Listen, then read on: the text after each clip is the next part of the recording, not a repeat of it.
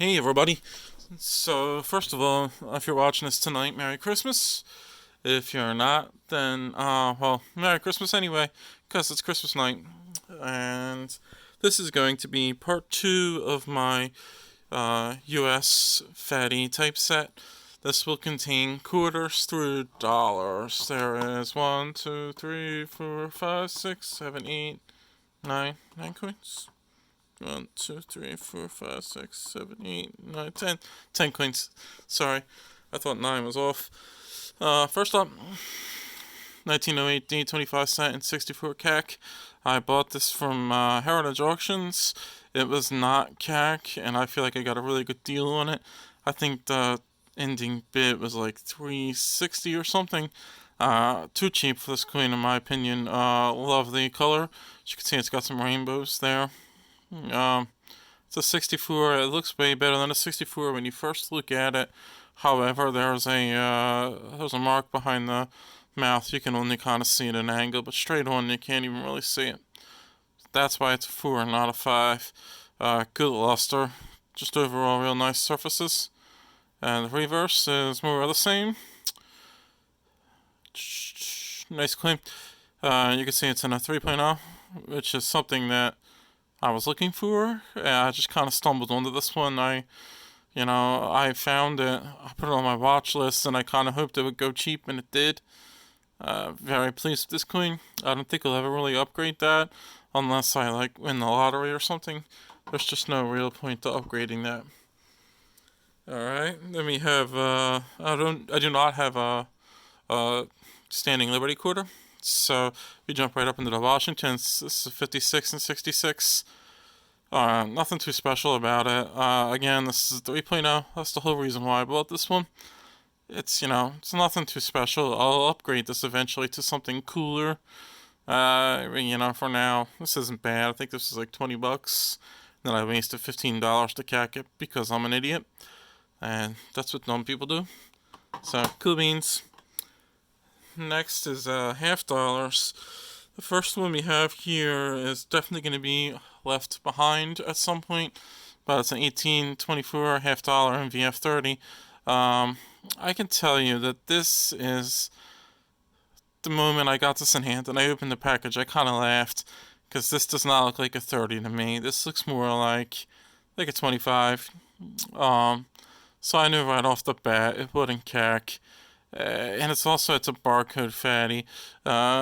These are tough to find in non-barcode fatties, so I kind of settle for this one, to be honest. And it's a decent coin for what it is. It's another cheap coin for the set. This is I think $80. I know I overpaid for it a little bit, especially given that I don't think it's a 30. But sometimes you just gotta break your own personal rules for sets, stuff you're working on. This is one example of that.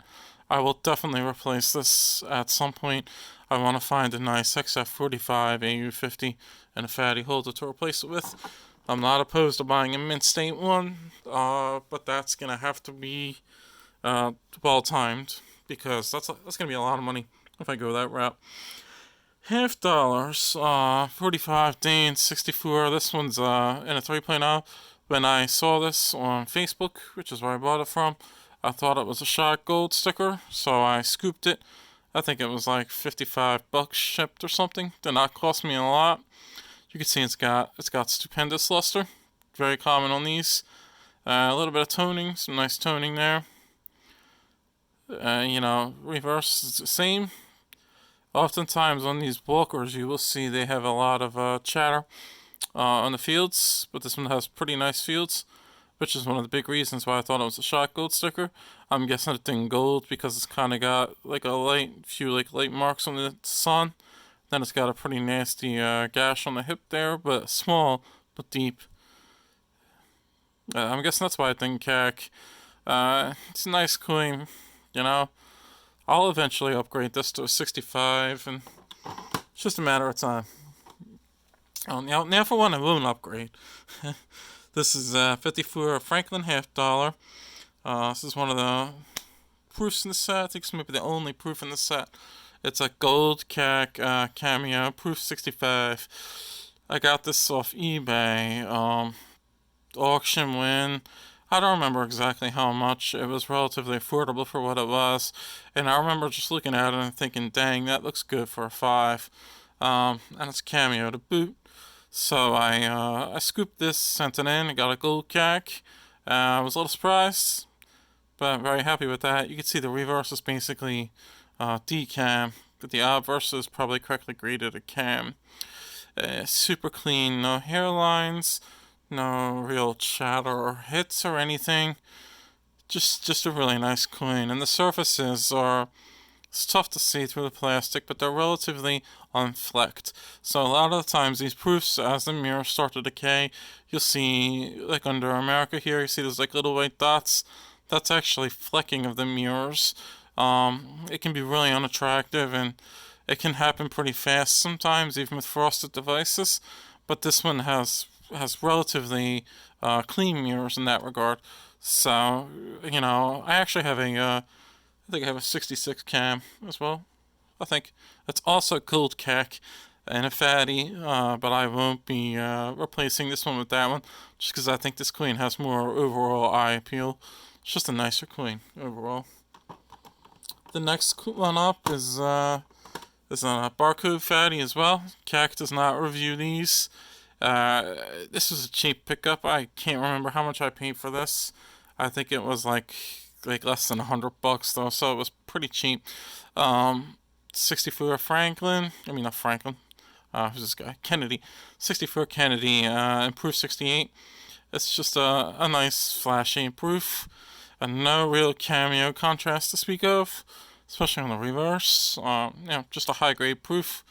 I wasn't really looking for anything crazy with this one because, CAC doesn't review them. And also, I'm just not that into these quasi-moderns. I just don't like them that much. I'm more about the older stuff. So, yeah. And then we have a couple commemorative halves. I do plan to get a few others at some point.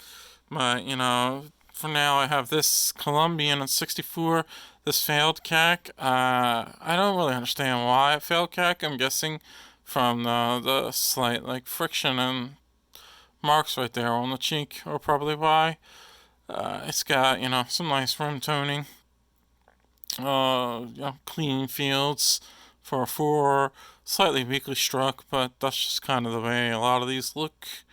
And you can really see the rainbow pops on the reverse down there.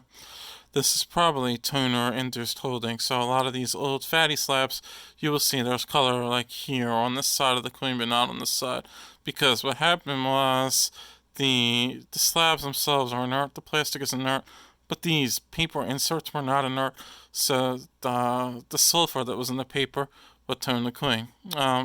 This one could be holder toned, but now that I'm looking at the obverse and there's no toning up there, I don't know, probably not.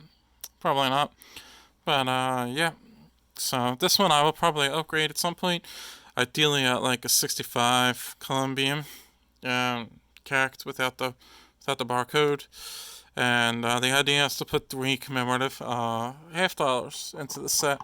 So, one would be a Colombian, another would be in the next one you'll see. And then I really like to just get one more. I'm currently leaning towards, Connecticut for the Charter Oak. It's absolutely gorgeous, stunning. It's one of my favorite designs, even if I'm not a huge fan of the Art Deco eagle on the reverse. It's tolerable. And then the third one is going to be my Oregon Trail. This is a 64. I got this for I think $150, so pretty good price for a 4, especially in a fatty holder, non-barcode fatty. This is it's a holder fatty. Okay, so that's a 4.0. I thought this was a shot 5 when I shot gold CAC when I got it in, just because it's got so much luster and not a lot of contact marks. It's got a real full strike. I'm not sure why this didn't gold CAC even today. I've had this thing for about 6 months now, and I've probably pulled it out a dozen times and looked at it, wondering why it didn't gold CAC. I should probably send this back in and ask him why it didn't sticker. yeah, you can see great luster. Overall clean fields, some original toning, just some very light toning, nothing too crazy, just a nice eye-appealing coin, in an old holder. And this is really kind of the embodiment of what I want the set to be, is nice, attractive coins in old holders that are CAC approved. So unless I happen to get like a 66, good deal on a 66 or something, I probably won't really chase anything to replace this one here. Oregon's one of my favorite commemorative designs, so yeah, I love that coin. Next is a Morgan. I have a lot of really nice Morgans and Fatties. I kind of picked something that doesn't really fit anywhere else in the collection to go in here because I don't believe in duplicating coins in different sets. So this is an 82S and 65. This is in a 3.0, and this is a really nice 5. It's got some light toning on the obverse. You can see it goes from like tans to pinks to blue pastels. Doesn't really progress any farther than that. I agree with the 65 grade here.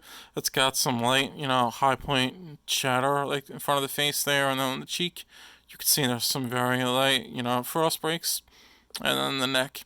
So in this event, I agree with the grade of 65. I agree with the CAC sticker. I think it's strong for a 5 because it has fantastic luster in hand. It's just an overall real nice coin and a 3.0 with some decent eye appeal. And yeah, it's a Morgan. I could replace it with a PL or something like that someday, and I might. I don't know. If I can find a nice 66 and a 3.0, I probably will replace it. But again, that's not something I'm specifically going to chase. There's so many holes in this set and so many other coins that are way more important to upgrade than a 65 Morgan. Next up is the piece dollar. This is 22 and 65 CAC.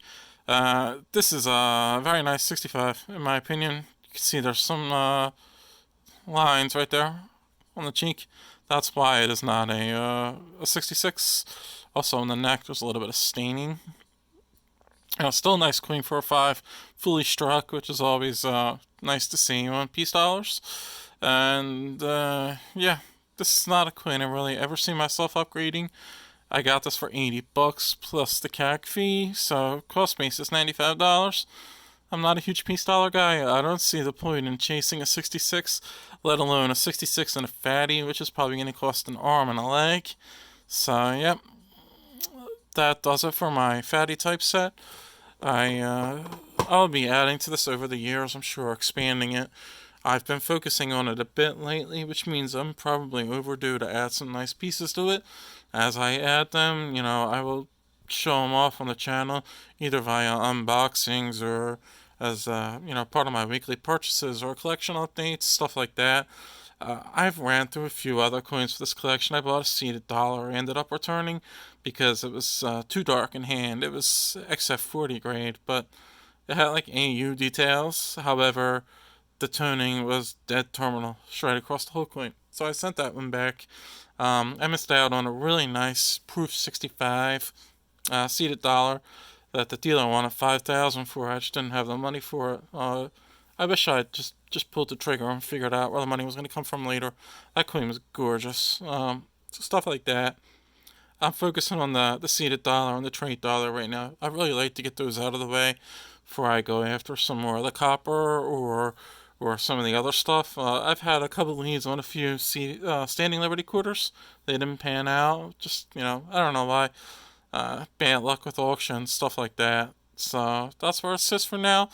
Hopefully that'll expand over time. I really like to add at least one gold coin to it in 2021. Maybe a quarter eagle or a half eagle. I doubt it'll be an eagle or a double eagle.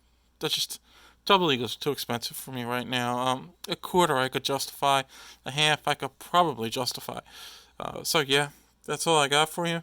Feel free to like, comment, subscribe, all that stuff. I'll try to respond to everybody, answer any questions you got. This is, I'm hoping going to be something I keep up for a while. So I'd love to engage with my audience and get to know you guys more. Let me know what you want to see, what you want to hear me talk about. I'm open to do just about anything. So yeah, once again, Merry Christmas. Thanks for watching and have a nice day, night, whatever it is where you are. Peace out.